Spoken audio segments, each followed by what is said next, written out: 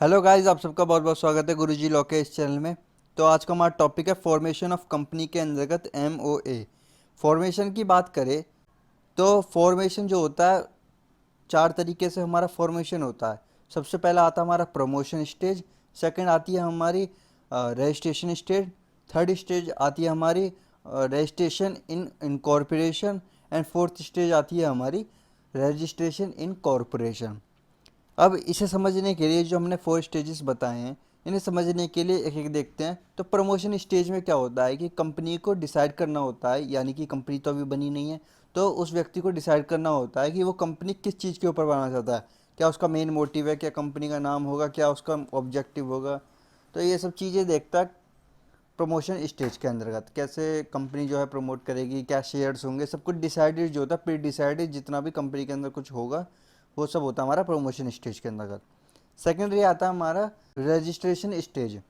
तो इस स्टेज के अंतर्गत क्या होता है कि कंपनी को जो है रजिस्टर कराना होता है, यानी कि जो हमारा main document of the company होता है, एमओए, एओए और थर्ड प्रोस्पेक्टर। तो इन तीनों के अंतर्गत क्या है कि ये तीनों चीज़ें जो हैं रजिस्टर होनी चाहिए, कंपनी एक्ट के तहत रन होनी चाहिए। एमओए में कंपनी का नाम होना चाहिए, ऑब्जेक्टिव, ये सब जो भी चीज़ें हैं ये सब पढ़ेंगे इसी चीज़ के अंतर्गत। एमओए क्लियर पढ़ेंगे आज, नेक्स्ट वीडियो में एओए पढ़ेंगे, आर्टिकल ऑफ एसोसिएशन। तो जो है एमओए के अंतर्गत सब कुछ जो है मेंशन होना चाहिए। थर्ड स्टेज जो था हमारा रजिस्ट्रेशन इन इनकॉर्पोरेशन। तो इसके अंदर क्या है कि कंपनी, जैसे कोई कंपनी बन जाती है, तो अब ये तो है नहीं कि जब तक वो रजिस्टर नहीं होगी तब तक वो कंपनी रन ही नहीं करेगी, ऐसा तो नहीं है। तो जैसे मान लीजिए एक कंपनी है ये, अब इसने क्या है कि ये इसने रजिस्ट्रेशन के लिए अप्लाई कर दिया कि आप हमारी कंपनी रजिस्टर कर लीजिए। अब ये कंपनी जो है रजिस्टर होने में ऐसा तो नहीं है कि आज रजिस्टर कराया और कल रजिस्टर हो गया। एक एक दो दो साल लग जाते हैं, इससे भी ज़्यादा साल लग जाते हैं कंपनी को वेरीफाई करने में कि ये कंपनी सच में ही कंपनी है या कोई फ्रॉडली कोई बना के जाने वाला है, ऐसा नहीं है ना। तो क्या है कि ये बिजनेस रन करेगी जब तक कंपनी रजिस्टर नहीं होती। तो इसी को बोलते हैं हम इनकॉर्पोरल कंपनी। और कॉर्पोरेट बड़ी कंपनी जो होती है उसमें क्या है कि कंपनी कम्प्लीटली रजिस्टर हो जाती है, उसके जितने भी प्रोसेस है वो सब कम्प्लीटली रजिस्टर हो जाता है, कंपनी वेरीफाई हो जाती है रजिस्ट्रार के द्वारा, और जो भी प्रोसेस हैं उनके द्वारा वेरीफाई हो जाती है हमारी कंपनी। तो ये थे हमारे जो भी फोर स्टेजेस। तो इनके अंदर क्या है कि कंपनी जो है फॉर्म होती है। तो हम सेकंड स्टेज जो है अपना कंटिन्यू करते हैं, रजिस्ट्रेशन ऑफ कंपनी, ये हम स्टार्ट करते हैं। तो कंपनी के जो मेन डॉक्यूमेंट हैं वो मेमोरेंडम है, आर्टिकल है और प्रोस्पेक्टस है। तो ये हमारे तीन मेन डॉक्यूमेंट है। तो एमओए पढ़ रहे हैं, तो एमओए जो है main document of the company है, जिसकी definition section 2 close 56 of the company act 2013 में दी गई है। जो कि ये जो हमारा एमओए, ये हमारा कॉन्स्टिट्यूशन ऑफ कंपनी भी कहलाया जाता है, क्योंकि इसके अंतर्गत क्या है कि सारी चीज़ें जो है कंपनी की मेंशन होती है। और यही इसी वजह से ये हमारा फंडामेंटल डॉक्यूमेंट भी कहलाया जाता है, जो कि ये डील करता है हमारे कंपनी के जितने भी आउटसाइड मैटर्स होंगे, ये सब डील करता है। जैसे कि कंपनी में कितना शेयर होगा, कंपनी का नाम किस प्रकार रिप्रेजेंट होगा, कंपनी प्राइवेट है या लिमिटेड है। तो ये सब चीज़ें जो है ध्यान में रखते हुए एमओए के अंतर्गत सब कुछ फिल होती है। एमओए के अंदर हमारा जो आ जाता है, ये 6 क्लोजेज आ जाते हैं, name close, register office close, object close, liability close, capital close और ओपीसी क्लोज, यानी कि वन पर्सन कंपनी क्लोज। ये है। सो वन बाय वन इन्हें जो है डिस्कस करते हैं। Company close. तो कंपनी का क्या नाम होना चाहिए, कंपनी ऐसा तो नहीं है कि कुछ भी नाम रख दो। तो सबसे पहला पॉइंट कहता है कि कंपनी का कोई भी ऐसा नाम नहीं होना चाहिए जो कि प्री डिसाइड है। जैसे हमारा बाटा है, अब ये बाटा नाम से आप कोई कंपनी नहीं खोल सकते। क्यों? क्योंकि बाटा के नाम की जो गुडविल है वो आप क्या है कि उसके नाम से कंपनी खोल लोगे, तो दूसरे पर्सन को क्या होगा, जो कस्टमर होंगे जिन्हें हम सर्विस दे रहे हैं, तो उन्हें क्या लगेगा कि ये जो कंपनी खोली है, जैसे ये ऑफिशियल बाटा है और किसी ने दूसरी कंपनी खोल ली बाटा की। अब क्या है कि ये बाटा के सेम बाटा के ब्रांड से भेज रही है, बाटा का नाम बाटा ब्रांड है। और ऐसे में क्या है कि ये जो कंपनी खोली गई है, अब इसकी गुडविल, बाटा की गुडविल जो है अपनी कंपनी को प्रोवाइड करेगी, क्योंकि भाई लोग सोचेंगे कि ये भी बाटा की कंपनी है तो इसी के भी प्रोडक्ट खरीदने चाहिए, इसके भी अच्छे हैं प्रोडक्ट। तो ये सब चीज़ें जो हैं, इसलिए कंपनी का नाम जो है एग्जिस्ट नहीं करना चाहिए। अब ये जो नेम होते हैं, ये होते हैं हमारे टू टाइप्स में। जैसे कंपनी का नाम ले हम अगर लें, जैसे राम लिमिटेड डॉट कॉम, जैसे Ram limited dot com company का नाम हो गया। अब इसमें क्या है कि कोई पर्सन जो है सेम तो नाम रख ही नहीं सकता, सबसे पहली बात। ये कोई भी नाम नहीं ले सकता। अब भाई ये अगर मान के चलिए ये इंटरनेशनल ब्रांड है, जैसे हमारी अमेजोन है, हमारी इंटरनेशनल ब्रांड है। अब इसमें क्या है कि कोई भी व्यक्ति जो है अमेजोन के सेम जैसा नाम नहीं रख सकती, या इससे भी मिलता जुलता। कोई होता है ना, जैसे एडिडास है हमारा, एडिडास। अब एडिडास का क्या है कि अबीबास भी बन जाते हैं नाम, और ADD भी बन जाता है। और ऐसी कुछ कुछ नाम जो है ऐसे बन जाते हैं। तो ये सब चीज़ें नाम जो है नहीं रख सकती कंपनी कुछ भी, ये रिस्ट्रिक्शन लगाती है हमारी कंपनी क्लोज में, नेम क्लोज के अंतर्गत। फिर दूसरा आता है कि name should not be prohibited by law. ऐसा लॉ, ऐसा नेम नहीं होना चाहिए कि जो कि प्रोहिबिट बाय लॉ हो, यानी कि ऐसा कोई पार्लियामेंट ने कुछ नाम जो है मना कर रखा हो कि आप जो है ये नाम नहीं रख सकते, या पार्लियामेंट ने डिक्लेयर कर रखा हो कि ये आप नाम नहीं रख सकते, ये टेररिस्ट ग्रुप में या सिक्योरिटी से इंटरनल मैटर में डिस्कस कर वो करेगा इंटरफेयर, तो आप ऐसा नाम नहीं रख सकते। तो ये क्लोज हमारा सेकंड पॉइंट ये कहता है। थर्ड क्लोज कहता है कि क्लासीफाई बाय लेवरिटी। जो हमारा नेम क्लोज होगा, जैसे हमारा ABC कंपनी का नाम है, अब इसमें क्या है कि कंपनी में लिमिटेड होगी या अनलिमिटेड होगी, ये भी डिसाइड करना होगा। अगर लिमिटेड हो गई तो कंपनी में लिमिटेड लगाना पड़ेगा, ABC लिमिटेड कंपनी। ऐसा होता है ना कि आपने भी देखा होगा, private limited company, public limited company. तो ये सब चीज़ें जो हैं कंपनी के अंतर्गत लगानी पड़ेगी कि वो प्राइवेट है या पब्लिक है, या लिमिटेड है, लिमिटेड लाइबिलिटी से बिलोंग करती है, या पब्लिक अनलिमिटेड लाइबिलिटी से बिलोंग करती है। तो ये सब चीज़ें जो है कंपनी के नाम के अंतर्गत लगानी होगी। अगर लिमिटेड लाइबिलिटी कंपनी है तो लिमिटेड ज़रूर लगाना होगा, चाहे अनलिमिटेड में नहीं लगा सकती कंपनी। उसकी कंपनी के ऊपर पावर है कि वो लगाए या ना लगाए, लेकिन लिमिटेड में लगानी ही पड़ेगी। नेक्स्ट आ जाता है name should not denote any unlawful activity. Name जो होना चाहिए कंपनी का वो अनलॉफुल एक्टिविटी से डिनोट नहीं होना चाहिए। And third, alteration of the name. अगर मैं आपसे पूछूं क्या कंपनी का नाम चेंज हो सकता है या आपका भी नाम चेंज हो सकता है, तो जी हाँ, इसका कंपनी का नाम चेंज हो सकता है और आपका भी नाम चेंज हो सकता है। अब वो कैसे, कि कंपनी में जो डायरेक्टर हैं, जो कंपनी के बनाने वाले हैं, तो वो क्या करेंगे, वो कंपनी के डायरेक्टर जो हैं रजिस्ट्रार को एक तरह का नोटिस देंगे कि हमारा जो है अपनी कंपनी का नाम चेंज करना चाहते हैं। अब रजिस्ट्रार क्या है कि 30 दिन के अंतर्गत उस कंपनी के नाम को वेरीफाई करेगा, और वहाँ से क्या है कि एक सर्टिफिकेट इशू हो जाएगा। अब क्या है कि उसके सर्टिफिकेट जो है उसे लगाना होगा, जहाँ जहाँ कंपनी का नाम लगा हुआ था, जॉइंट था, वहाँ पर वो सर्टिफिकेट लगाना होगा, ताकि पता चले कि कंपनी का नाम ये था पहले, अब कंपनी का नाम चेंज हो चुका है, अब कंपनी का नाम ये है। तो ये जानने के लिए वो सर्टिफिकेट दिया जाता है, तो वो लगाना होगा। तो ये हो गया हमारा नेम क्लोज। नेक्स्ट आ जाता है रजिस्टर्ड ऑफिस क्लोज। तो कंपनी का जो ऑफिस है वो कहाँ रजिस्टर होगा। ऐसा होता है ना, दो होते हैं रजिस्ट्रेशन, कि एक तो आप तो जो इंडिया के रहने वाले हो, जैसे कि आप मेन अगर कंट्री बात करें तो इंडिया है, लेकिन स्टेट की बात करें कि आप पर्टिकुलर स्टेट में कहाँ हो, तो आप जो है यूपी के अंदर आ जाते हो। तो ये आप आ गए यूपी के अंदर का मतलब इंडिया के अंदर, यूपी के अंदर जो है आपने कंपनी खोली। तो ये जो यूपी है ये हो गया हमारा डोमेसाइल ऑफ द कंपनी। और रजिस्टर ऑफिस लोकेटेड कहाँ पर है, इंडिया के अंतर्गत, इंडिया के अंदर लोकेटेड है, यूपी के अंतर्गत। अब इसके अंदर भी आ जाती है हमारी दो चीज़, जो हमारा रजिस्टर ऑफिस लोकेटेड में इसमें दो चीज़ आ जाती हैं। और वो दो चीज़ कुछ इस प्रकार है कि एक होता है हमारा परमानेंट एड्रेस, और एक होता है हमारा लोकल एड्रेस। परमानेंट एड्रेस में क्या होता है कि कंपनी कहाँ लोकेटेड है, यानी कि जैसे कोई होता है ना, जैसे हम देखते हैं कि बात करें जैसे हम, तो A ब्लॉक, प्लॉट नंबर 6, आकाश नगर या गोविंदपुरम, ऐसा करके कुछ भी लिखा हो, तो ये जो नाम होता है, ये ऐसा नाम जो भी होता है, तो वो डिनोट करता है कि कंपनी का जो ऑफिस होगा, मेन ऑफिस, तो वो कहाँ होगा, परमानेंट एड्रेस कहाँ होगा और लोकल एड्रेस कहाँ होगा। अब इसके अंतर्गत ये ज़रूरी क्यों है, क्यों इसके जैसे परमानेंट एड्रेस की ज़रूरत है या लोकल एड्रेस की ज़रूरत क्यों होती है।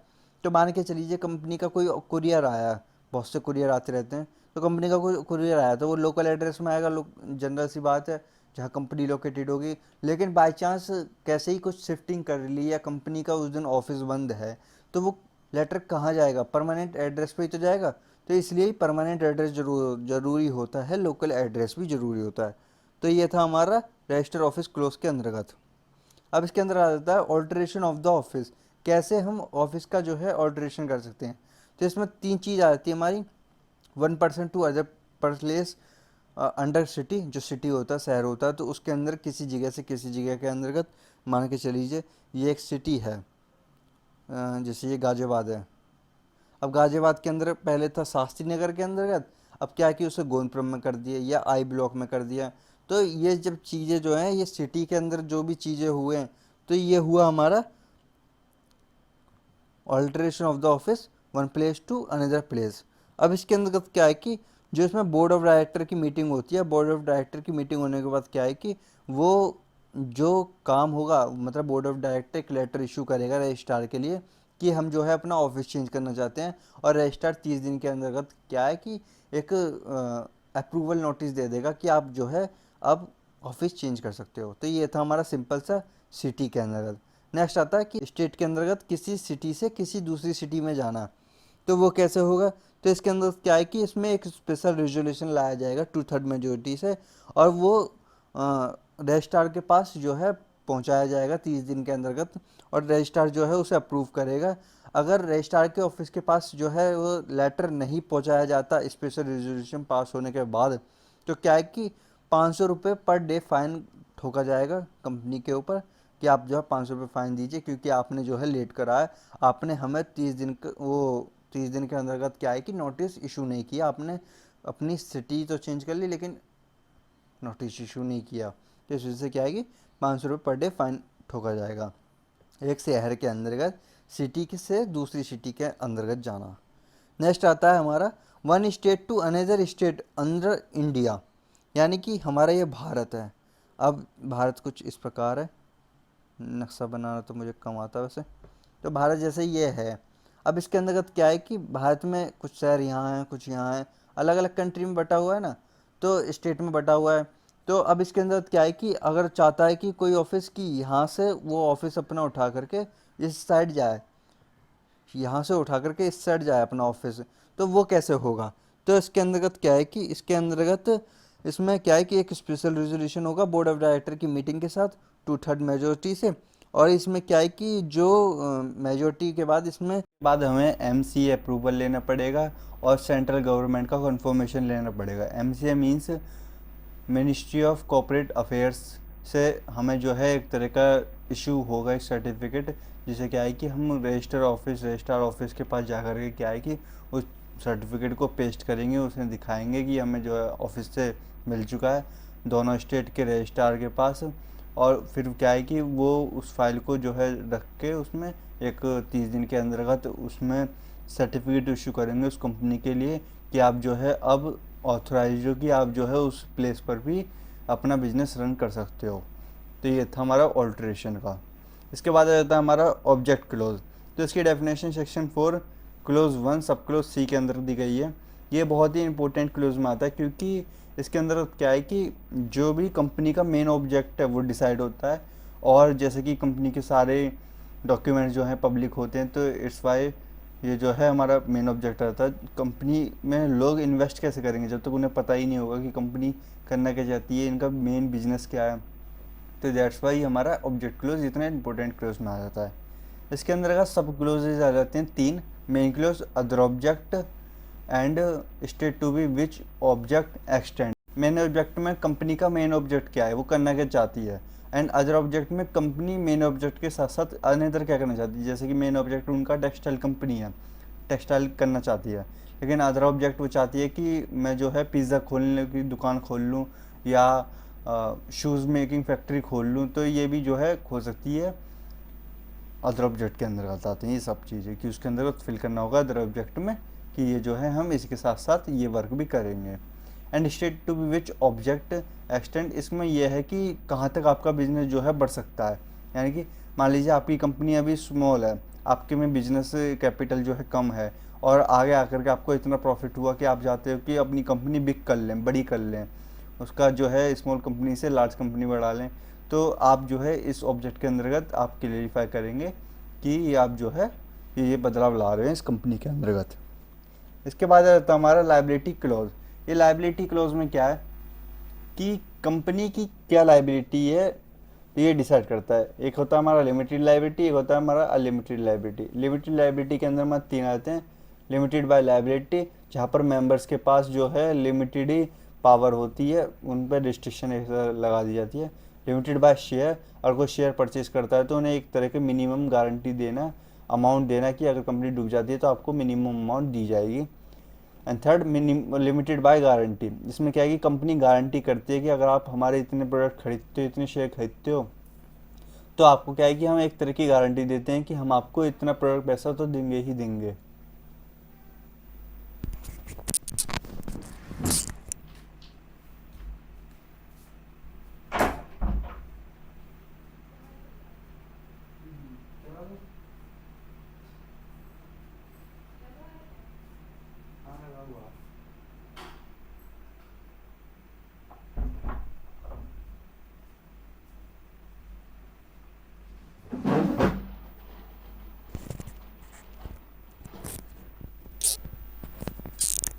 एंड सेकंड आता है हमारा अनलिमिटेड लाइबिलिटी। इसमें क्या होता है कि कंपनी के पास कोई भी एक तरह की वो पाबंदी नहीं होती, यानी कि अगर कोई पर्सन शेयर खरीदता है तो टोटल अमाउंट तो कंपनी को देना होगा अगर कंपनी डूबती है तो।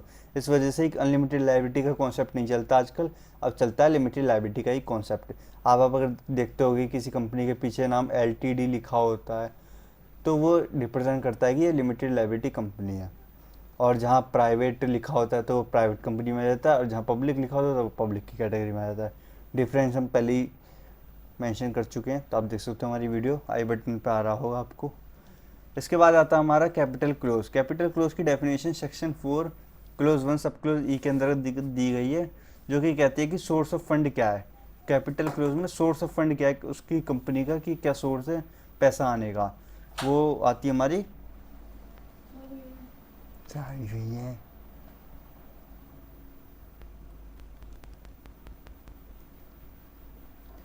वो आती है हमारी कैपिटल क्लोज के अंतर्गत, यानी कि कंपनी में कितना पैसा लगा मेंबर्स के थ्रू, कितना डिवेंचर्स के थ्रू, और कितना शेयर की वैल्यू है एट प्रेजेंट, तो वो सब चीज़ें आएंगी हमारी कैपिटल क्लोज के अंतर्गत।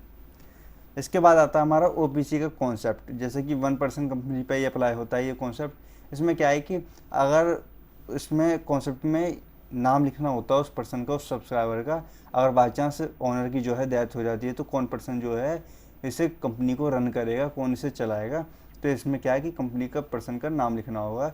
आफ्टर दैट वो पर्सन उस कंपनी को चलाएगा। तो ये होता है हमारे टोटल MOA का कंप्लीट कॉन्सेप्ट। आई होप आपको क्लियर हो गया होगा, अंडरस्टैंड हो गया होगा। फिर भी आपको कोई डाउट आ रहा था, आप कमेंट बॉक्शन पे सेक्शन पे जाकर कमेंट कर सकते हैं। बाकी PDF आपको हमारे टेलीग्राम चैनल पे मिल जाएगी, डिस्क्रिप्शन बॉक्स में लिंक भी मिल जाएगा, आपको ज्वाइन कर सकते हो। तब तक के लिए मिलते हैं, बाय बाय, थैंक यू।